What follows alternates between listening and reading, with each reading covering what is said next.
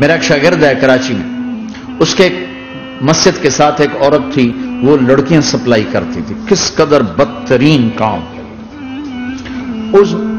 اس نے، میرے شاگرد نے اس عورت کے بیٹے سے دوستی لگائی اور اس کو میرے بیان کی کیسٹ دے دی.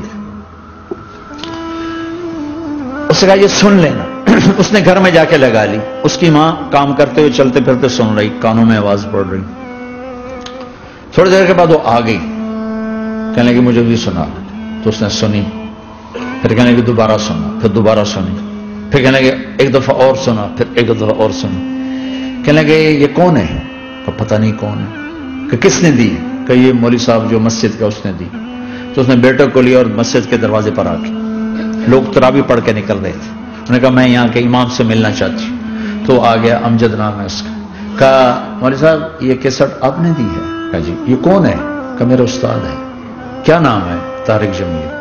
کہا اس نے کہا ہے کہ جتنے بھی گناہ کرو توبہ کرو تو قبول ہو جاتی ہے، تو میری توبہ قبول ہو سکتی ہے؟ تمہیں تو پتہ میں کیا کرتی ہوں.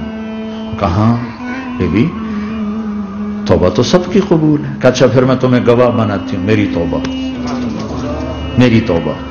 اور اگلے دن مسجد میں آنا شروع کر دی تراویح میں، اور دعا کرے یا اللہ اگر میری توبہ قبول ہے تو مجھے اٹھا لے، اگر میری توبہ قبول ہے تو مجھے اٹھا لے، اگر میری توبہ قبول ہے تو. زور زور سے دعا کرتی عورتوں کے اس میں، جدھر عورتیں نماز پڑھتی تھی.